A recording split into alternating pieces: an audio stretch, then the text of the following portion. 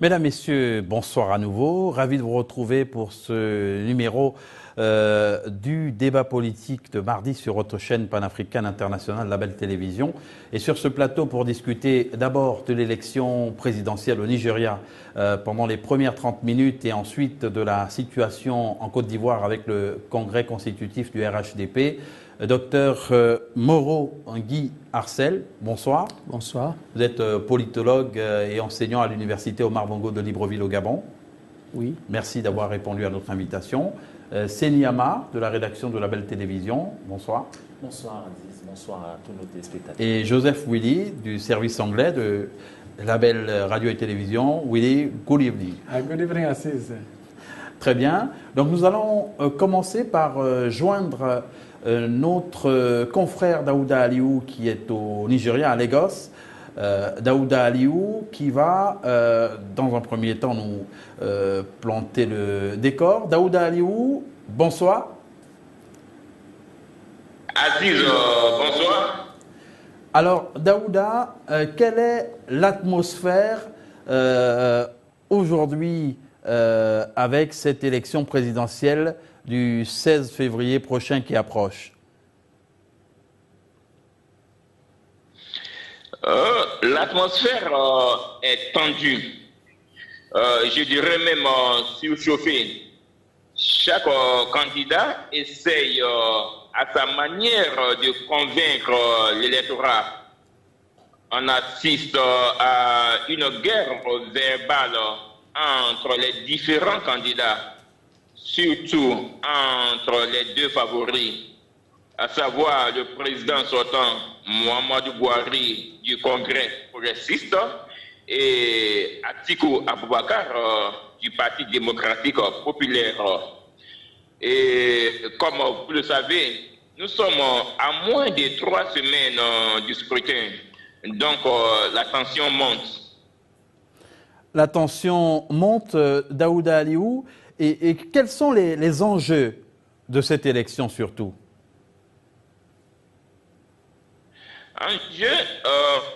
Les enjeux, c'est au niveau des différents partis politiques. Par exemple, le Parti démocratique populaire, PDP, qui a gouverné pendant 16 ans, c'est-à-dire de 1999 à 2015, veut coûte que coûte reprendre le pouvoir, alors que le Congrès progressiste parti au pouvoir, qui est une coalition de 4 partis politiques formés entre 2013 et 2014, veut s'imposer sur la scène politique nigériane avec une deuxième victoire d'affilée le 16 février. Donc on peut dire que l'enjeu est de taille. L'enjeu est de taille. Docteur Moro, cette élection au Nigeria, elle présente quand même quelques risques de tension, comme on a pu l'entendre. Bien entendu, les risques de tension sont énormes. D'ailleurs, quand on suit un peu l'actualité ces derniers jours-là, il y a déjà eu entre les partisans dans les grandes villes déjà quelques accrochages. C'est lié, je pense, il faut le dire, à ce contexte et des tensions qui sont quand même, à ce contexte des enjeux qui sont quand même de taille dans cette élection. Vous avez 2 types de discours qui se développent actuellement sur le terrain. Le premier est porté par le président sortant et son parti politique, enfin, du moins la coalition qui le soutient, à savoir qu'il faut soutenir la continuité de l'action qui a été engagée sur le plan économique et sécuritaire, et qu'un retour en arrière serait dangereux. Un retour en arrière entendu par là, le retour au pouvoir du PDP notamment. Donc c'est le premier enjeu, le premier élément de discours.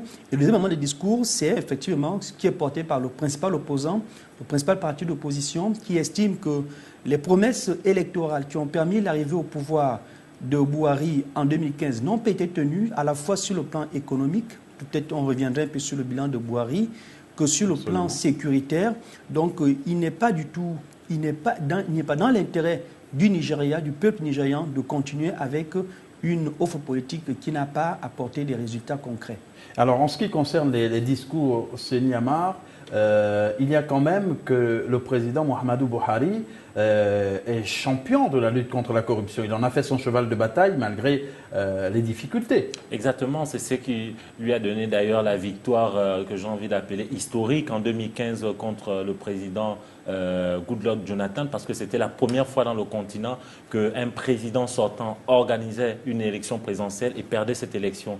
D'ailleurs, est-ce qu'on pourrait être dans ce même schéma au sortir de cette élection, quand on sait que c'est justement ce parti du PDP qu'il avait éliminé qui se retrouve là, et donc il y a cet esprit de vengeance, et c'est pourquoi on trouve que ce discours qui avait permis à Mohamedou Buhari de remporter cette élection basée sur la lutte contre la corruption est attaqué aujourd'hui par le camp adverse, notamment le camp Atiku Abubakar, qui dit qu'en réalité, cette promesse n'a pas été tenue avant même de parler des promesses économiques et surtout sécuritaires.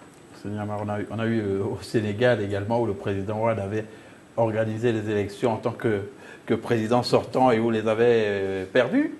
Mais par rapport au contexte du Nigeria, c'était un peu différent parce qu'au Sénégal, il y avait cette envie de changer les choses parce qu'on parlait du fils qui voulait être là, on parlait de l'âge avancé. Mais là, dans le contexte du Nigeria, c'était tout à fait différent parce qu'il fallait d'abord changer au niveau de la religion parce qu'au Nigeria, il y avait toujours cette transition qui se faisait entre les religions, c'est-à-dire la religion musulmane qui alternait avec la religion chrétienne.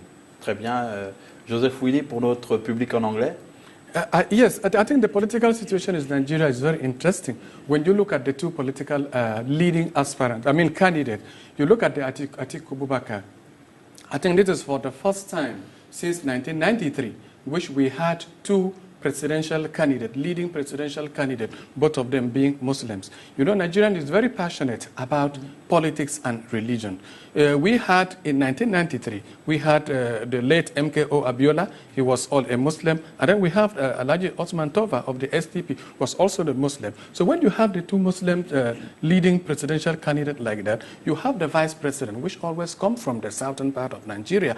And then it is very interesting in this case because the two vice presidential candidates are all from the southern part of Nigeria, while the presidential, leading presidential candidate are all from the northern part. So it would be very interesting to see how the vote in the northern part of Nigeria is going to be shared between the two leading political leaders. Though we had a lot of political presidential candidates in the race, but two of them are very much outstanding. And Atiku Abubakar is really coming up campaigning very seriously. The incumbent president, Muhammadu Buhari, is building on the corruption, which is having a hallmark. People are questioning, is it really fighting the corruption the way it's supposed to fight, or is it making it a personal fight?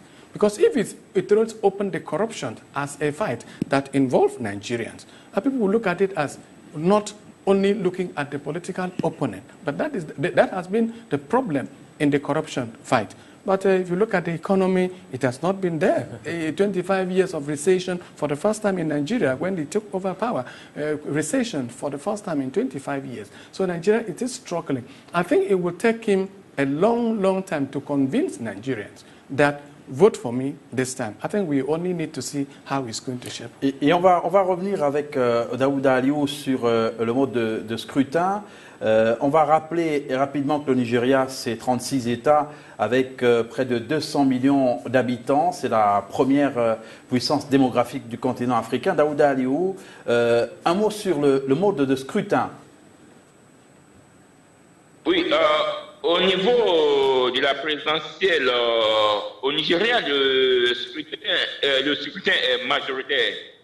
Pour gagner, il faut que le candidat ait la majorité des voix dans les 2/3 des 36 États de la fédération. C'est-à-dire avoir la majorité dans 24 États.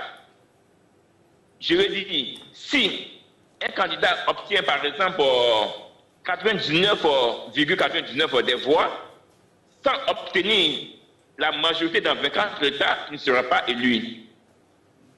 Il faut forcément avoir la majorité dans 24 États, ce qui fait les 2/3 des 36 États de la fédération, ce qui est très important au Nigeria. Faut de quoi il y aura un second tour. Et dans la configuration actuelle, Dr Moreau, Daouda Aliou reste en notre compagnie. Pensez-vous possible pour Muhammadu Buhari de l'emporter sur les les 24, les 24 fédérations, les 24 régions. Oui. Ça, c'est au niveau de la technique électorale, bien entendu. Le vote au niveau des États reste tributaire non pas de l'action politique menée particulièrement à l'intérieur d'un État, mais c'est la technique de validation d'une élection. Le problème reste que entre le discours et le bilan qu'il soumet à l'ensemble des Nigérians aujourd'hui, peut-il obtenir une majorité des voix, bien sûr dans le cadre de cette technique électorale qui veut qu'il soit majoritaire dans au moins un peu plus d'une vingtaine d'États. C'est ce que je perçois à mon niveau. Ce qui veut dire en fait qu'aujourd'hui, en fait, tout ce qui se pose comme débat aujourd'hui sur la capacité de Mamadou Bouhari à obtenir un second mandat, c'est sur le jugement de son bilan, de son action. Notamment d'abord sur le cheval de bataille qui a été sur la lutte contre la corruption. Ensuite sur la question des inégalités économiques. Aujourd'hui, deux grands problèmes majeurs au Nigeria où on peut dire beaucoup de choses sur son bilan. Et il y a aussi l'aspect sécuritaire qui continue de poser problème avec la secte terroriste Boko Haram, c'est Niama. L'une de ses promesses, au-delà de la corruption, c'était aussi le fait de vaincre Boko Haram, parce qu'au moment où il arrivait, c'était quand même un moment où Boko Haram avait pris quasiment tout un État fédéral. Et donc, ce challenge-là, il n'a pas pu véritablement le relever, d'autant plus que quand il est arrivé, il y a eu ce problème des filles qui ont été kidnappées dans l'école. Et c'est vrai que derrière, il y a eu la sortie de quelques filles, d'autres sont restées et même d'autres sont décédées. Donc, ça veut dire que c'est cette épine-là qui pourrait peut-être quelque part l'emmener, d'autant plus que Boko Haram, à l'approche des élections, si on se réfère à ce qui s'est déroulé en 2015, va faire du bruit pour montrer aussi que quelque part, il est toujours là. Joseph Willy, sur le plan sécuritaire, toujours en anglais, Muhammadu Buhari a-t-il pu relever le défi? I do not think so, because he promised to end the terrorists in the northeast. But if you look at the recent attack at Baka, that means that the terrorist fight is still on. 2015 and now is a very different situation altogether, because the politicians, we know they work with rhetorics. That is what they use in campaigning. So the opposition has been using it as their campaign tool. He said he came in 2015 to end terrorism, but terrorism is still very active. As Dauda said, in Nigeria, when you look at Nigeria, Nigeria is a kind of divided into 6 geopolitical zones. That 6 geopolitical zones, each zones have less than more than 5 states. We have the south side, which has 6, except the southeast, which has 5. So if you look at the dynamics of Nigerian politics, the popularity of Buhari has been waning, especially mostly in the south. I think the fight will be much more in the northeast, where they are going to see how they're going to share the vote. But I think it will have it a bit difficult at this time, because the security situation is not improving. There's still a kidnapping in Nigeria. There's still a terrorist act in that part of. And most of all, is this herdsmen. This is even worse than what people have been saying, that the herdsmen have killed even more than the Boko Haram. So this is a very serious issue for Buhari to handle. So I think it's still left to be seen how it's going to handle. It's going to. Il y a Daouda Aliou qui est en ligne et qui veut réagir. Dites-nous, Daouda, comment les populations vivent cette campagne électorale au Nigeria? Il y a une certaine appréhension au niveau de la population qui craint que ces élections ne tournent au vinaigre. Et pour cause, récemment, le président du Parti démocratique populaire et principal parti d'opposition, Uche Sekondo, a déclaré qu'il y aura une guerre au Nigeria si le parti au pouvoir manipule à sa faveur le résultat de ce scrutin. Donc la population, en d'autres termes, a peur pour l'instant. La population a peur et c'est normal.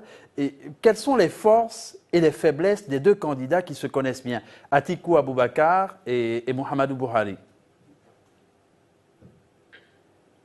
Par exemple, le 19 janvier dernier, les candidats, d'abord, Muhammadu Buhari a mené la vie dure à certains intouchables de ce pays. Même la semaine dernière, il a suspendu le président de la Cour suprême, et ce pour la première fois dans l'histoire du Nigeria. Walter Onehe a été suspendu pour être accusé de corruption.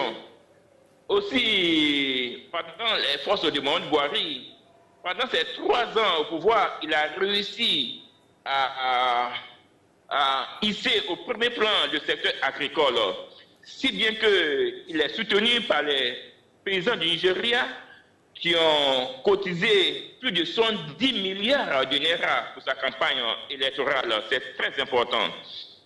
Côté faiblesse, selon une partie de la population, il est fatigué et faible.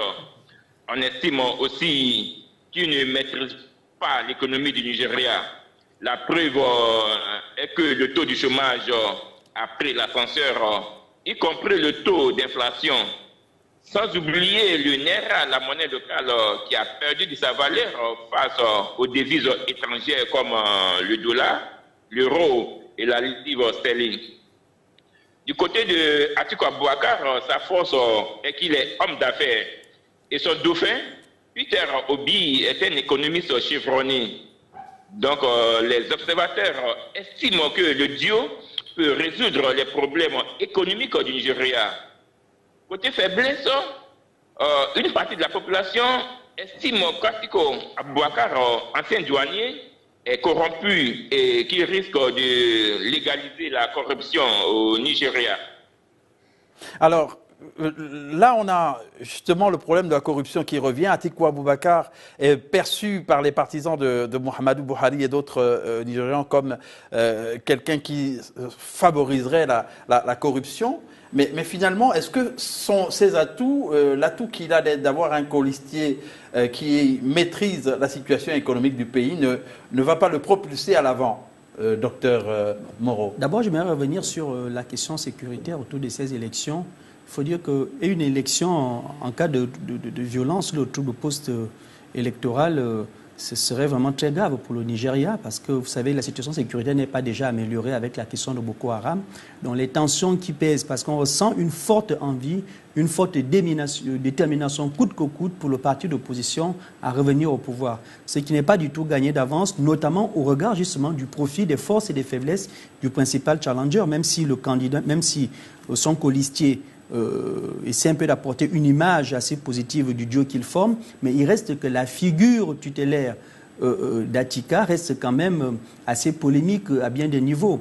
Il a des démêlés, même jusqu'aux États-Unis. Il a déjà eu par le passé des procès en justice pour des questions de corruption et autres, donc ce qui voudrait dire que il ne se pose pas véritablement en tant que quelqu'un qui apporterait un nouveau management au Nigeria. Il se pose davantage comme étant...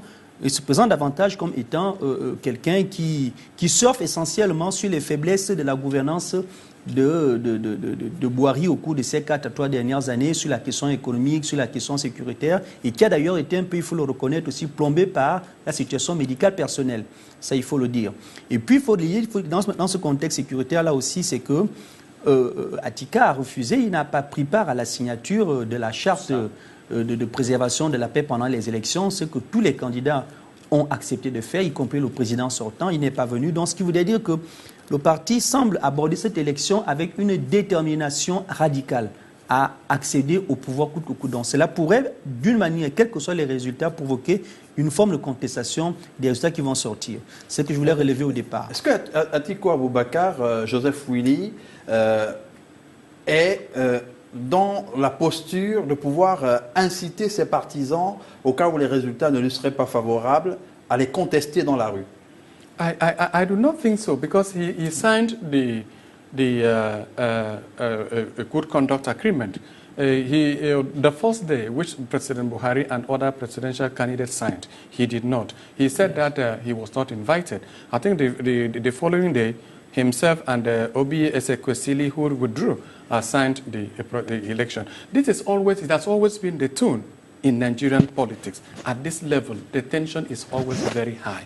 You see, the politicians will be talking, they are going to set the country on a blaze if it doesn't work the same way. I want to believe that Buhari, who benefited from a free and fair elections that was set up by former President Goodluck Jonathan cannot manipulate the system. I want to believe that he will step up the system in a way that if you lose the election, you'll be able to phone your opponent and say, congratulations, you have won the election. Yes. I think this has been the problem that we have in Africa, the conduct of elections and the opposition to accept the result.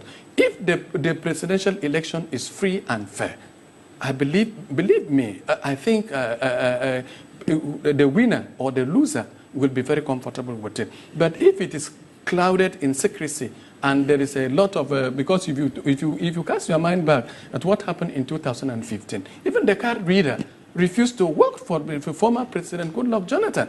He did not bother about that. I want to believe this time it will not happen because Atiku Abubakar may not accept something like that. Joseph Willy, une dernière question pour libérer Daouda Aliou, puisqu'on est en train de boucler sur le Nigeria. Daouda Aliou, l'ancien président Olusegun Obasanjo, qui est considéré comme un faiseur de roi, a changé de camp. Il avait soutenu Muhammadu Buhari face à Goodluck Jonathan. Et là, il soutient Atiku Abubakar face à Muhammadu Buhari. Est-ce que c'est le signe que Buhari va tomber? Oui, ça risque d'être déterminant parce que Olusegun Obasanjo, ancien président entre 1989 et 2007, est très respecté au Nigeria et il maîtrise bien la politique nigériane. Oui, en 2015, il a soutenu Muhammadu Buhari. Hélas, la politique du Muhammadu Buhari ne l'a pas favorisé. Si bien qu'il retourne vers son ancien dauphin, Atiku Abubakar, qu'il détestait. Alors, en un mot, messieurs, avant de prendre congé de Daouda Aliou, cette situation est profitable à Atiku Abubakar? Je pense que ce qui est profitable à Atiku Abubakar, ce n'est pas l'appui en fait conjoncturel qu'il va nécessairement avoir par rapport à Obasanjo, mais je pense que c'est d'abord, je le redis encore, sur la question du bilan, du président sortant qui reste un bilan assez mitigé dans l'ensemble. Et c'est un peu tardivement, à moins d'un an, je pense, de la fin de son mandat, qu'il a mis en place un plan de restructuration économique face à la crise doté de 10 milliards, mais dont les effets restent quand même assez mitigés par rapport au taux de chômage, par rapport au niveau d'IDH, des inégalités sociales. C'est vrai qu'il a réalisé quelques grands scoops en matière de lutte contre la corruption aussi. Il faut aussi le dire, c'était aussi vers le milieu, la fin de son mandat, parce qu'il a fallu qu'il marque des points dans ce domaine qui ont été les grands challenges. La question sécuritaire reste quand même assez forte avec Boko Haram. Donc le bilan de Mamadou Buhari reste un bilan qui n'est pas très positif dans l'ensemble, il faut le dire. C'est un bilan assez mitigé. Et il y a eu récemment, Seni Amar, le salaire minimum qui a été doublé, on va dire, à quelques semaines de la présidentielle, ce qui a été mal perçu. Hein. Qui est passé de 18 000 naira à 30 000 dans certaines régions. Et c'est vrai que ça a été mal perçu parce qu'on est à quelques semaines d'échéance présidentielle. D'ailleurs, on n'est pas que dans une élection présidentielle, puisqu'il s'agit d'une élection générale où on a aussi bien les législatives que les sénatoriales. Mais je pense que cette élection pourrait se jouer au niveau du taux d'abstention ou du taux de personnes qui iront aux urnes. Parce que Joseph en 2015, si je termine rapidement, en 2015, le taux était de 42% pour 60 millions, plus de 68 millions d'électeurs. Cette année, est-ce que les Nigérians vont se rendre massivement aux urnes? 74 millions d'électeurs prévoit-on cette année? 74 millions d'électeurs. Donc il y a une volonté, Joseph Willy, d'aller voter et de décider. Yes, I think on the issue of salary increment, that may not actually change the opinions of some workers for the president, because I think Nigeria needs a change now. If they will vote for the president, that will need to be seen on the 16th of February. But what it needs to do is, because Atiku has come out with a very good economic plan to privatize even the petroleum sector, which has been a very serious problem, which has caused a lot of corruption in Nigeria than even what people have been talking about. So if he can do that, and he also talk about the restructuring of Nigeria, which has been the problem that is facing Nigeria to just just take away a little power from the center. So if we can just keep on this, which a lot of Nigerians has key in on it, I think Buhari still have a long way to go in terms of campaigning and convincing Nigerians that, okay, vote for me this time. I think the problem of Buhari also is that it has been very slow. When he came in 2016, it took him 6 months to even form the government, of a government of 4 years. So if you have 6 months, which you cannot work, and nobody stops you from working, then there is a serious problem. I think this is one of the problems that is not working for him. And also the health is not on his side. I think, let's see how it's going to work out. The political situation in Nigeria is getting tense. My fear is that elections should be free and fair. Because if it is not free and fair, you have heard the party chairman of the People's Democratic Party saying there is going to be a war. We have had this before. We have had these political problems in Nigeria before. Whenever a presidential candidate will lose an election, he will call out people out of the street. Buhari did it. He has did it more than 4 times when he lost the elections. So if another person will come and do it, he will say, okay, he did it before. But I want to believe that he should build on the democratic dividend of free and fair election, which he benefited and become the president in 2015. On souhaite que le scrutin au Nigeria soit transparent et crédible. Donc, Daouda Aliou, merci. Daouda Aliou est parti, mais écoutez, nous vous remercions quand même d'avoir été en notre compagnie pour cette demi-heure consacrée au Nigeria dans cette émission. Nous allons revenir après une transition sur la Côte d'Ivoire.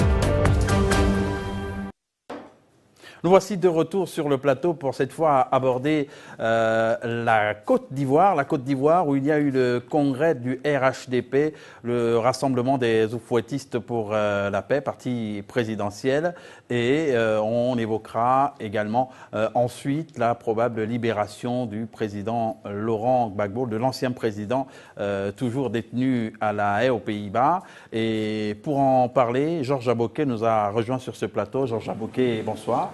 Bonsoir à tous. Georges Aboké, qui est de la rédaction de Label Radio et Télévision, directeur chargé des contenus. Nous avons toujours avec vous Dr Moreau, qui est politologue enseignant à l'université, enseignant-chercheur à l'université Omar Bongo de Libreville au Gabon, et Joseph Willy, avoir la possibilité de discuter de la question. Mais d'abord, nous allons chercher en Côte d'Ivoire Adama Bictogo, ancien ministre qui est président du comité d'organisation des manifestations au sein du parti au pouvoir. Adama Bictogo, bonsoir.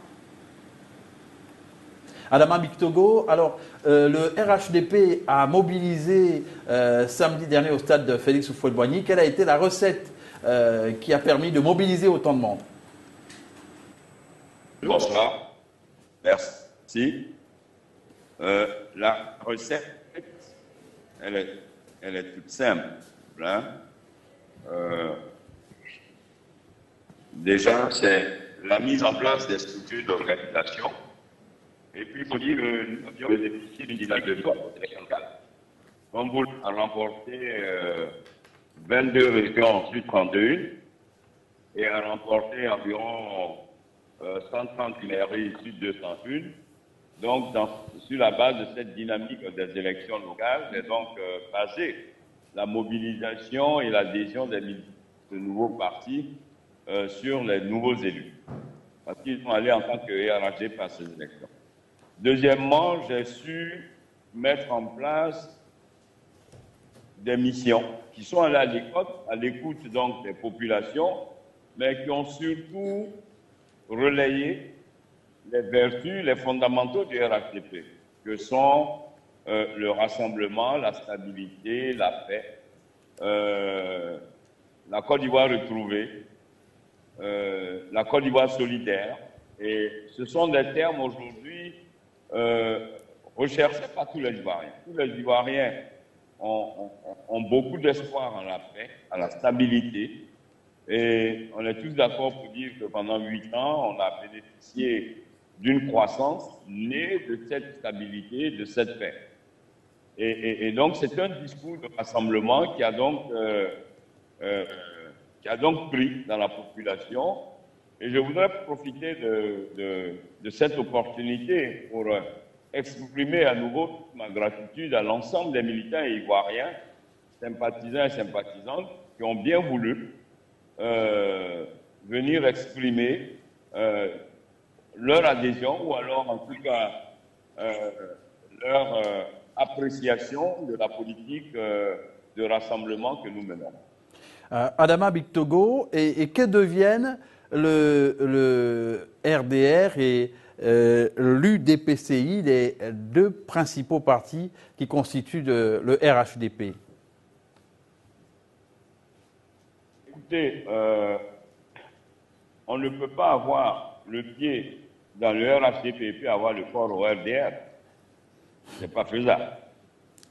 On ne peut pas avoir le pied dans le RHDP et avoir le corps à l'UDPCI ou le pied au RHDP et avoir le corps au PDCI. Le parti est créé comme tous les partis politiques, des instances vont être mises en place et ces acteurs vont occuper des postes à travers ces instances. Donc, ce que nous disons, comme dans toute mutation, il y a un temps d'adaptation.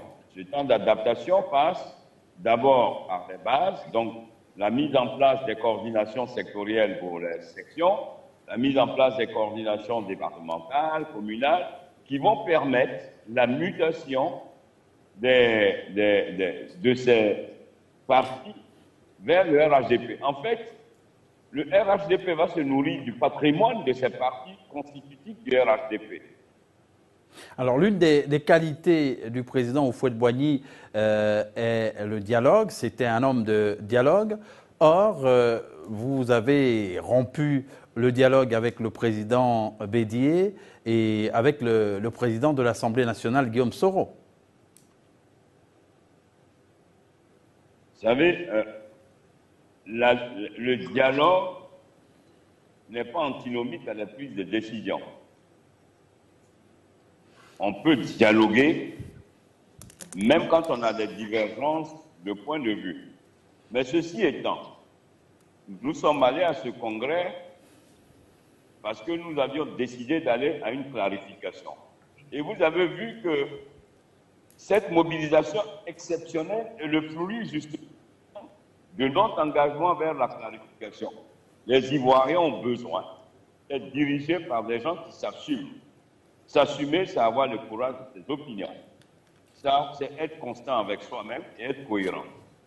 Nous sommes arrivés à un point d'intersection qui impose que chacun se définisse.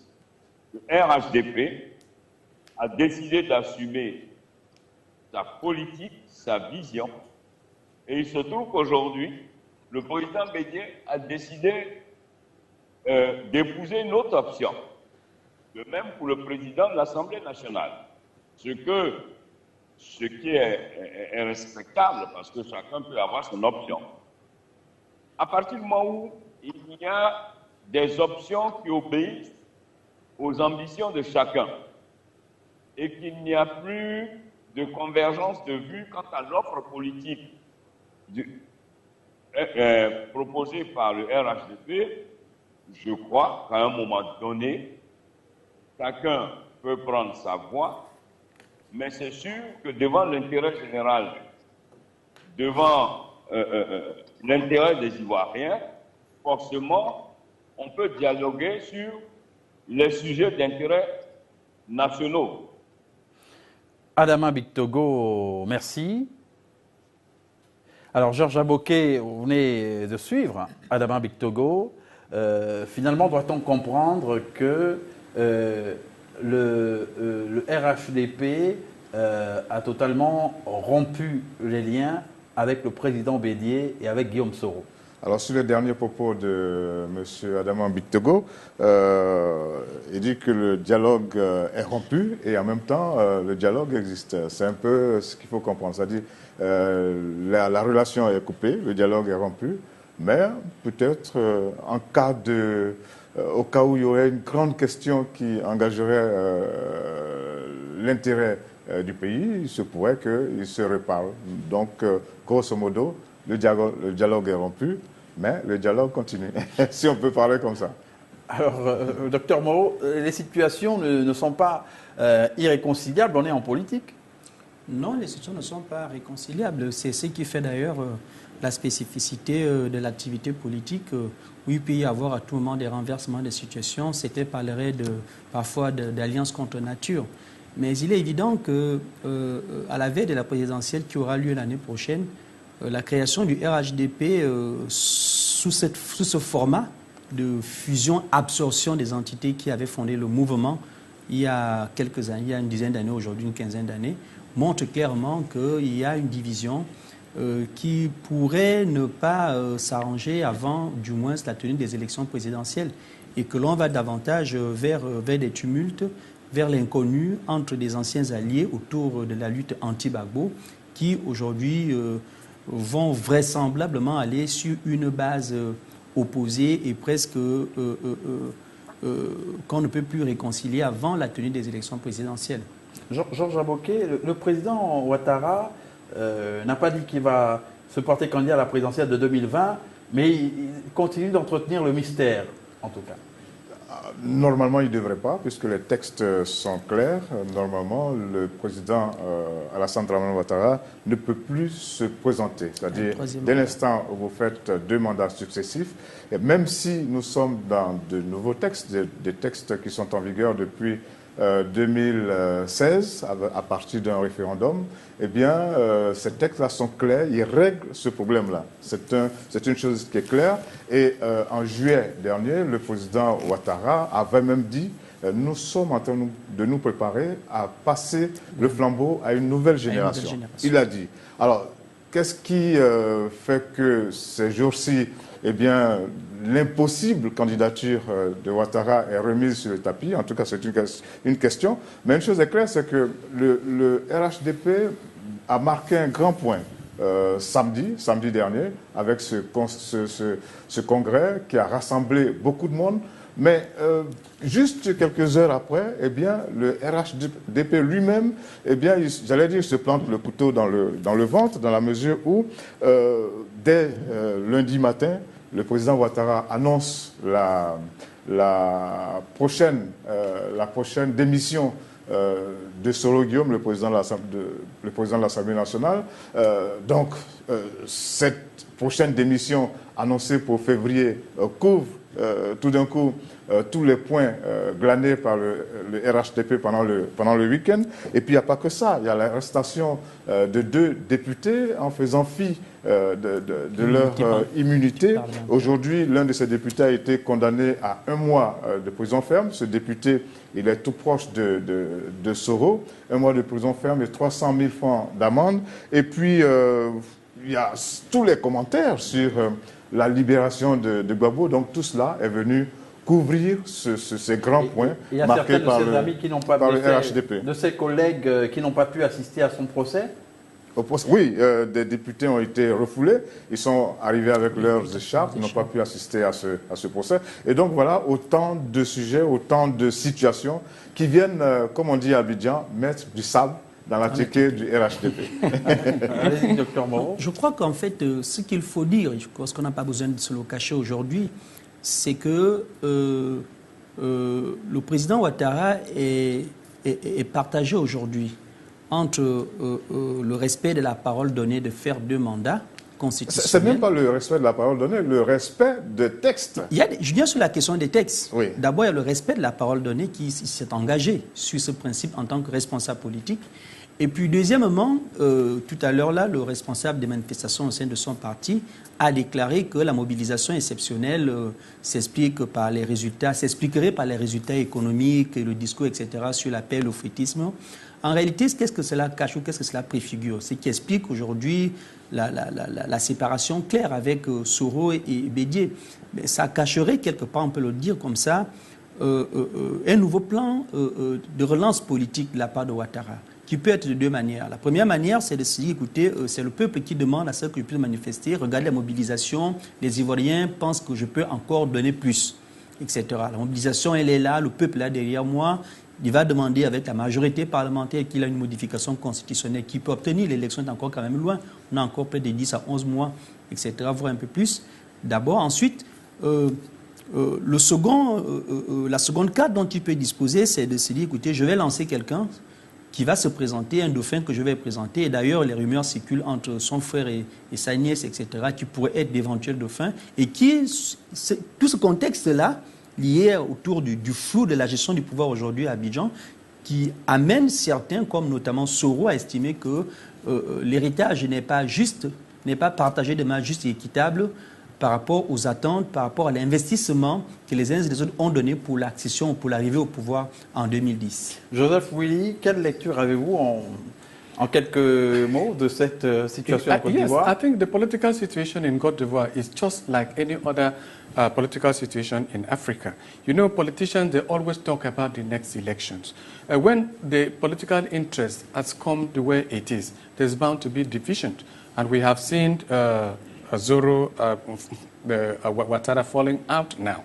Tomorrow it's going to be another person. What I do not understand in the political system in Côte d'Ivoire is that what can the president come out and announce the resignation of a president of another arms of government?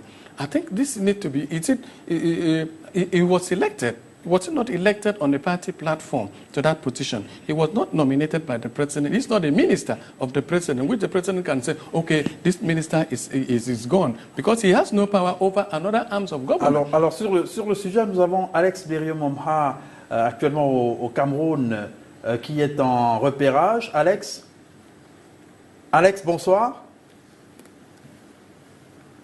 Bonsoir Aziz. Allô?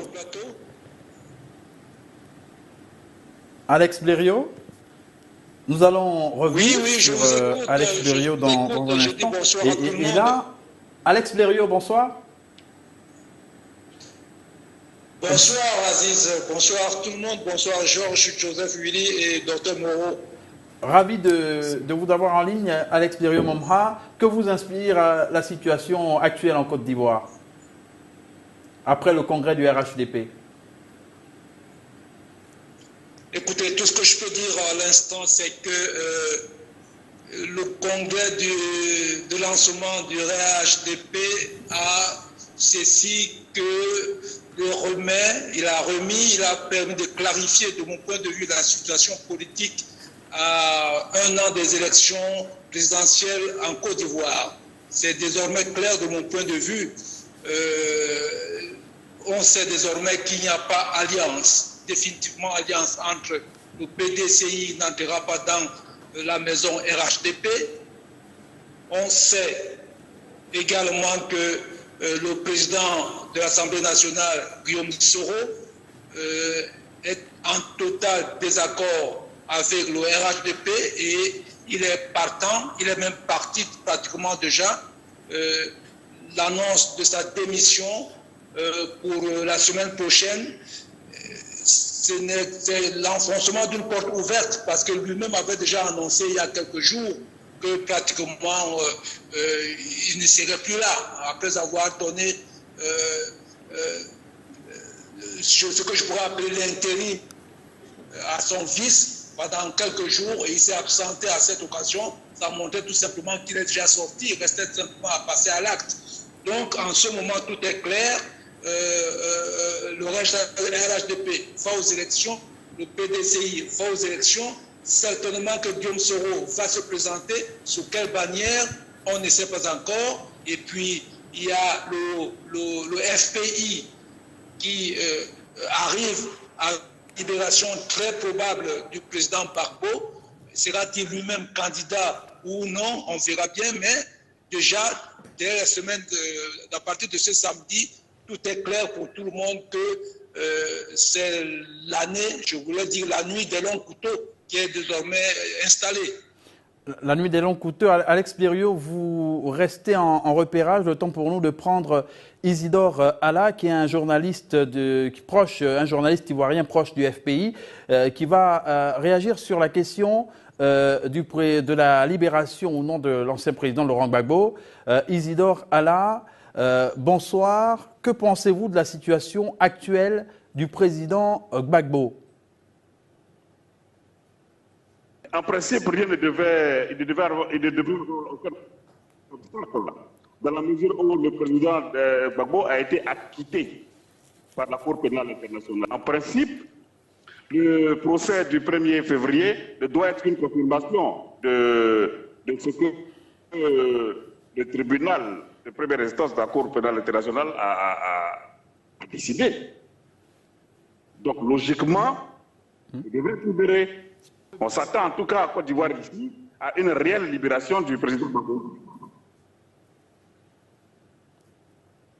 Oui, et justement, le président Gbagbo qui va peut-être recouvrer la liberté le 1er février prochain, mais est-ce que vous pouvez être plus clair? Oui, des bruits courts que la libération sera conditionnelle. L'objectif, c'est d'empêcher que le président Gbagbo arrive en Côte d'Ivoire avant une certaine date. Mais nous sommes sereins et nous attendons parce que nous estimons que la justice ne peut pas se dire et se dédire. Un acquitté ne peut pas en même temps bénéficier d'une liberté conditionnelle. En toute logique, il devrait être libéré. Alors, le report de la libération du président Gbagbo était, selon vous, lié à l'organisation du congrès du RHDP? Non, je ne pense pas que ce soit lié à ça. Je pense que l'objectif, c'était surtout d'empêcher que le président Laurent Gbagbo arrive en Côte d'Ivoire. Selon les arguments développés par le procureur Bensouda, elle estimait que la libération aussitôt de M. Laurent Gbagbo après l'acquittement, après la décision d'acquittement, allait permettre à Laurent Gbagbo de rentrer directement en Côte d'Ivoire et que ce n'était pas une garantie de représentativité en cas d'appel de sa part. Et donc elle a insisté pour qu'il y ait d'abord, pour qu'elle soit retenue en prison, le temps qu'elle fasse appel. Alors nous pensons que dans la mesure où le procès du 1er février devrait statuer sur la libération, désormais la libération totale ou non, une garantie de représentativité devra être prouvée par ses avocats, par les avocats du président Gbagbo et de Charles Goudet. Et donc la libération, aucun obstacle ne devrait pouvoir s'opposer à la libération. Et Laurent Gbagbo serait libre de rentrer en Côte d'Ivoire, pensez-vous, Isidore Alla, une fois libéré? Oui, s'il est libéré de façon totale, je crois que rien ne peut s'opposer à ce qu'il rentre en Côte d'Ivoire. Isidore Alla, merci. Je rappelle que vous êtes journaliste proche du Front populaire ivoirien, le parti de l'ancien président Laurent Gbagbo. Georges Bokeh, on arrive au dernier tour de table. La situation globale en Côte d'Ivoire va-t-elle dépendre pour la suite justement de l'avenir du président Gbagbo, notamment la réconciliation? Je pense que la réconciliation et même l'élection qui est annoncée pour 2020, je pense que tout cela va se faire, j'allais dire, dans la clarté et dans l'apaisement selon la position du président Alassane Dramane Ouattara. S'il accepte d'être l'arbitre, même en ayant une partie de son maillot aux couleurs du RHDP, mais s'il accepte d'être l'arbitre, c'est-à-dire celui qui doit faire appliquer les textes, eh bien, je pense que les choses vont être certes bien corsées, mais vont se dérouler normalement. Maintenant, si le débat sur cette impossible candidature continue, eh bien, cela va pourrir l'atmosphère et alors la porte est ouverte à toutes sortes de craintes. Alors donc, je pense qu'il est bon que chacun prenne sa position, que chacun décide de jouer dans le camp qu'il veut, mais il est bon également que les textes soient clairs, soient respectés. Et le dialogue qui a été ouvert il y a un peu plus d'une semaine entre les différents éléments de la classe politique, nous espérons que ce dialogue-là va porter ses fruits, va faire, moi j'insiste là-dessus, va faire en sorte que l'on dispose de textes clairs et nets et que ces textes-là soient neutres et impersonnels. Et alors, le jeu démocratique pourra se dérouler de la meilleure des façons. Il faudrait faire respecter les textes, docteur Moreau? Non, je pense que deux acteurs clés vont déterminer l'issue du processus électoral présidentiel de 2020. D'un côté, le président Alassane Ouattara, tout dépendra de la manière dont il va accepter de se positionner, d'abord en respectant le principe d'une non-troisième candidature, et d'autre part aussi en essayant de jouer le rôle d'arbitre que lui confère la Constitution ivoirienne dans l'intérêt de la pacification, parce qu'à tout moment, ça peut être remis en cause avec, vous savez, un Guillaume Soro qui n'ignore rien sur la situation sécuritaire de la Côte d'Ivoire, qui peut à tout moment aussi prendre le maquis. Ça, il faut le dire, ce n'est pas du tout négligeable. De même également, vous avez un Henri Konan Bédié qui peut se retrouver dans une coalition avec Guillaume Soro. Donc, je pense que la marge de manœuvre du président Ouattara, en tentant de lancer une épreuve de force, est très réduite, au risque peut-être de remettre en cause tout ce qu'il a construit comme stabilisation de la Côte d'Ivoire aujourd'hui. Le deuxième acteur qui va être déterminant, c'est M. Laurent Gbagbo. Je pense que la décision, l'appel qu'avait interjecté le procureur de la CPI était une procédure d'urgence qui devait nécessairement connaître une solution assez rapide, donc qui est fixée au 1er février. Je ne pense pas qu'en 2 ou 3 semaines, pour un procès qui a duré des années, elle va apporter des éléments nouveaux qui peuvent remettre en cause, je pense, dans le fond, la mise en liberté de M. Laurent Gbagbo tel que la Cour l'a déjà acquitté. La même juridiction ne peut pas se dédire en moins d'un mois. Je ne pense pas qu'il y ait un élément nouveau dans ce dossier. Donc, ce qui voudrait dire que vraisemblablement, les 3 prochains mois qui arrivent en Côte d'Ivoire vont être déterminants sur la véritable clarification du rôle que les acteurs pourront jouer en 2016. Alex Lério-Montra, si vous êtes en ligne, on vous prend pour la conclusion. Alex, à quoi devrait-on s'attendre pour la suite, une fois Laurent Gbagbo libéré? D'abord, je voudrais rappeler que le dilatoire de la libération du président Gbagbo à la CPI est tout simplement révélateur du caractère politique de ce procès judiciaire, je dirais. Parce qu'on ne peut pas comprendre, comme le dirait le confrère ivoirien, que quelqu'un qui a acquitté, on continue à faire du dilatoire pour sa libération, alors que celle-ci a été ordonnée immédiatement. Bon, alors, cela dit, je voudrais attirer votre attention sur 2 aspects par rapport au président de la République Ouattara. La CEI, le plus souvent on parle de réforme de la CEI, la Commission électorale indépendante, mais le président Ouattara, il est constant, il parle de la récomposition de la CEI. Et c'est un élément important dans le jeu politique qui s'annonce. Et déjà, il faudrait voir à quoi va ressembler cette nouvelle CEI. S'agit-il de la récomposition, donc du changement de membres, ou d'une réforme en profondeur de tout le fonctionnement du mode opératoire de cet organe central pour les élections? Maintenant, pour ce qui est de ce qui va arriver, évidemment, nous sommes ici à une posture, à un stade où la récomposition de la classe politique par rapport au jeu électoral qui arrive est établie. Il y aura certainement de nouvelles alliances. Le PDCI peut bien aller avec le FPI, Guillaume Soro peut bien aller avec le FPI, et cela, ainsi de suite. Donc, tous les acteurs se mettent en situation de combat par rapport à 2020. Et il faut dire que le jeu est lancé. Et le président Ouattara, pour moi, il sera candidat. Parce qu'on ne prend pas la présidence d'un nouveau parti comme il vient de le prendre, et en laissant comprendre qu'il annoncera simplement l'année prochaine le candidat de RHDP, alors qu'il y a quelque temps, il avait parlé de donner la chance à la nouvelle génération. Ce n'est plus le même langage aujourd'hui. Donc pour moi, il se dit que certainement que Bédié peut être candidat. Par conséquent, pourquoi lui-même ne va plus être candidat? Et par conséquent, on peut faire tordre le cou un peu à la Constitution, comme dit Georges. Si la Constitution stipulait qu'il n'y a pas de troisième mandat possible, on va bien voir. En Afrique, on n'est pas à l'abri de changements de dernière minute de nos constitutions, de nos lois fondamentales.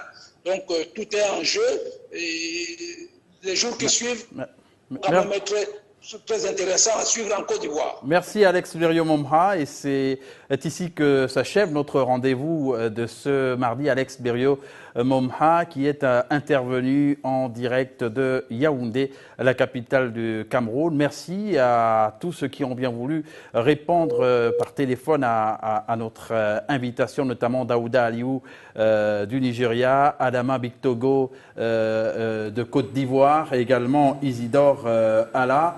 À vous tous, excellente soirée sur Label Radio et Télévision, votre chaîne panafricaine internationale.